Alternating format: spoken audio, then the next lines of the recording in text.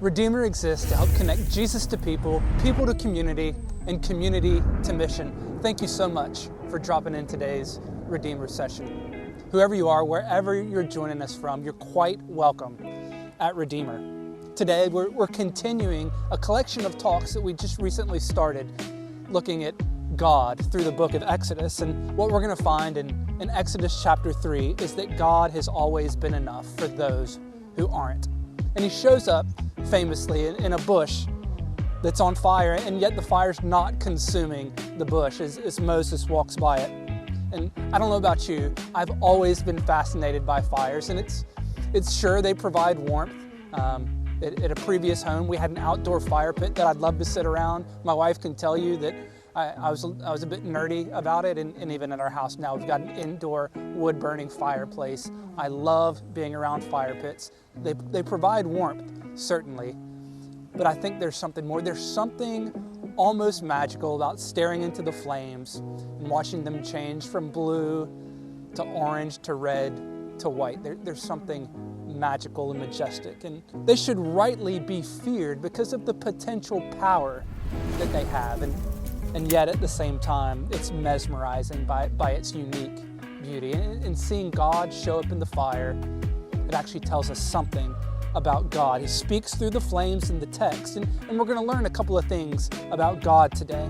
We'll find that he's yes, awe-inspiring. He's powerful and even fearsome. And we're also going to see that God draws us in by his gentle, loving, tender care, even his beauty. In addition to what we learn about God, though, we're also going to learn something about ourselves. Some of it may actually be hard for us to come to grips with, but in the end, there's going to be freedom and there's going to be security as we learn about ourselves and as we learn about God through today's message in Exodus chapter 3. John Calvin said it this way, and we'll get into the text. He said, "Nearly all the wisdom we possess, that is to say, true and sound wisdom, consists of two parts, the knowledge of God and the knowledge of ourselves, in that order."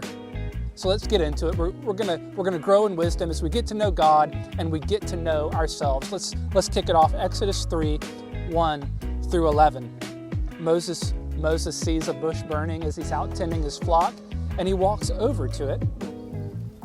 And God says, "Take off your sandals. The place where you are standing is holy ground." Regular ground, sitting on top of a mountain in the Middle East. God showed up. It became holy ground. Moses, he hid his face because he was afraid to look at God. And God said, "I have seen the misery of my people." We looked last week, they were in captivity for over 400 years. He says, "Moses, I've seen their misery." He says, "I am concerned about my people." And then he says, I've come down to rescue them. After he sees his people, he hears his people, his heart is stirred to respond to his people. He says, "Now go. Moses, you go. I'm going to intervene. You go." Moses said to God, "But who am I, God? You want to rescue your people, but who am I?" And it brings us to our first big idea in today's text. The big idea is you are not enough. We see it in Moses' response. As we looked in chapters 1 and 2 from last week, over 400 years languishing in slavery, the Hebrew people began to cry out and grumble that they needed a rescuer. They needed a deliverer. They needed a way out of slavery. And God tells Moses here in verse 7, he saw their misery, he heard their crying, and his heart was stirred for their suffering. So the question is, what captivity today do you find yourself in? You can know, no matter how severe it is, no matter whatever stronghold you feel holding you up, his fatherly heart is stirred. He sees you. He hears your cries. He's stirred to intervene. Have you been given a weighty assignment? Likely we've never been given a weighty assignment like Moses. The captivity that God saw in his people, God said, "Go." Maybe you've been given a weighty assignment at work, a team, leading a team into a new project. Maybe it's the assignment of caring for those young lives, those kids in your home. and we get those weighty assignments, those one or two that come up in our lives, and we have that adrenaline rush and even that funny feeling in our stomach. Think about Moses, 400 years of captivity, the strongest army in the world, the greatest, most powerful leader in the world in Pharaoh. He said, go and take my people out. And Moses responded, who am I, Lord? In essence, Moses was saying, I'm not enough. And he was right. But if anyone was enough, it was Moses, right? He was raised in Pharaoh's house. He knew the laws of Pharaoh's court. He knew how things worked, and at the same time, he was biologically part of the Hebrew people. But even that wasn't enough, right? And I wonder if you feel that way in your life. I wonder if you feel like you're not enough. I'm not enough blank. I'm not good looking enough. I'm not competent enough. I'm not intelligent enough. I don't have enough resources. Maybe even some of us feel that we're not moral enough or good enough. And it may sound harsh, but the good news today is that just as Moses wasn't enough for the task that he was assigned, you're not enough as well. It sounds hard and difficult to hear from our modern ears, but there's been this thing that's been going on for the last 30 years where we've been preaching self-esteem is the answer to your personal and to our communal problems together. You just need to believe in yourself. You just need to try harder. Don't think negative thoughts about yourself. But even modern psychology has caught up and said that in 2021, that has had devastating effects on us as individuals and devastating effects on us as a community. You are not enough. I am not enough. Just like Moses couldn't measure up for his job, Moses was not enough. And it's a beautiful thing if we can come to realize it, as hard as it is to realize. Stop trying to measure up. Stop trying to be enough, just like Moses did. God's response through the rest of Exodus 3, 4, 5, and 6 shows us why this is really, really good news. Let's continue with the story and see why this is such good news. Exodus 3, 12 through 14. Moses says, who am I? I'm not enough, God, for this task that you've given me. And God's immediate response was, I will be with you. And Moses seems to be okay with that response, and then he goes on to ask, but God, as I go about this task that you've given me, who should I tell them that has sent me to do this job? He says, what is his name? What shall I tell them? And God responds to Moses, tell them, I am who I am. This is the one who has sent you.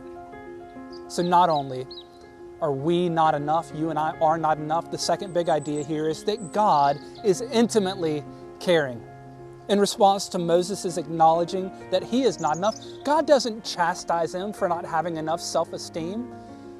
God doesn't start hounding him for saying, well, why can't you be enough? You need to get up on your level, Moses. No. The God who sees, the God who hears, the God whose heart is stirred responds, I will be with you. He doesn't respond to Moses' question of who am I and why me, God? God doesn't respond to Moses' question with some affirmations of Moses' ability. God responds to Moses' acknowledged insecurity, and he can respond to your insecurities as well by saying who he is, by reminding Moses and you and me who he is. He's intimately caring. He isn't the big man upstairs. He's not this cosmic mystery, although he is mysterious. He's an awe-inspiring God. He showed up in the fire, and he tenderly said to Moses, go, and I'm going to go with you. For the Christian guys, this is really good news. You've acknowledged it's not all about you. You aren't enough, but God is enough. It is all about him, guys. The one who created everything with a whisper, he upholds everything with the power of his right hand. He is more than enough. And like Moses, he is with you. He's going to go with you. And that's good news today, friends. The greatest question from Moses isn't, who am I? The greatest question is, who are you, God? That's what he asked God. Suppose I go to the Israelites and they say, who sent you? What is his name? And God gives Moses the intimate name, the name that God's people for generations moving forward would call him and know him as their God. Everyone calls me Daniel. You can call me Daniel. My friends around call me Daniel. But there's only 3 people with an intimate, close relationship with me that call me Daddy. Enigmatically, God says, I am who I am. Who are you, God? I am who I am. And it sounds strange to us. But in the Hebrew structure, I am who I am links closely with what he says in verse 12. I am with you. I am who I am. I am with you. God, I'm not strong enough, God, but I am, is what he says. I'm not resourced enough, God. God says, I am Moses, and I am to you today. I'm not good enough. I'm not moral enough. God says, I am. In his tenderness, God meets us where we are and where we're not enough. And he's enough for you and me today, friends. He promises to be enough for those who aren't. So as we continue to come to terms with the idea that just like Moses, you and I aren't enough, let's finally see a God who's not only intimately caring, but a God who's eternally faithful. From verse 15, he says, this is my name forever, the name you shall call me from generation to generation. We first see God's constancy here. Nations fall and rise, kings come and go, but God is the God from generation to generation. He's the I am forever. And some of us, we've entrusted our souls to a worldview that over the last 200 years has said, if the scientific method doesn't prove it, then I can't believe into it. We've entrusted the weight of our souls to a modern ideology. Some of us, we've entrusted ourselves to religious systems that they're a few millennium old, but in the grand scheme of things, it's not that old compared to eternity. And what if the answer to the care of our own modern souls and the answer to the ills of the world around us, it's not a modern solution? What if it's something ancient, even someone ancient? This is my name forever, the name you shall call me from generation to generation to generation. I am. Look at his constancy. Let's also look at his authority and power. Throughout the book of Exodus, God is on center stage. Humanity is just responding to God. He's calling the shots, guys. He says, go, and people go. He says Pharaoh's not going to respond until the second time, and Pharaoh responds the second time. He said, I will make the Egyptians favorably disposed to you, and the Egyptians give the Hebrews all their money, and they send them off for 400 years of slavery, and then God does it. He's calling the shots. He's moving, and he still has all the authority and the power today. You and I are not enough, friends, but he is. Let's pop over to chapter 6. God responds to Moses, I am again. He reminds him of his intimate name. He says, I have heard the groanings. He says, I will bring you out. I will free you. I will redeem you. I will take you as my own people. I will be your God, and I will bring you to the land that I swore to you. I will give you the land as a possession. I am the Lord. It's all about God. Unless we think this is just the God of the Old Testament, and the New Testament, he kind of changes a little bit. He was acutely careful. He was eternally faithful then, but what about now? Let's look at Jesus, who came out slinging the name I am to anyone who would listen. For those who aren't enough, let's look to Jesus, friends. To those who are spiritually thirsty, Jesus said, I am the living water. To those who feel lost, he said, I'm the way. To those who need a tender care, he said, I am the good shepherd. And to those who don't know how to find what they're looking for or wandering around, he says, I am the door. And for those feeling the weight of your moral failure and unrighteousness, he will be your righteousness. For those who feel defeated, Jesus will be your hope. So like Moses, we know you and I aren't enough. Scared, maybe even your heart's beating a little bit, still trying to come to terms with it. There was a point where Moses just had to step out and say, I know I'm not enough, God, but I trust you to be enough. For you and me today, the answer is not try to work harder and fill in our deficiencies. The answer is to surrender and let God be enough where you and I aren't. So for all of us, look to Jesus today. and let Him be enough for us.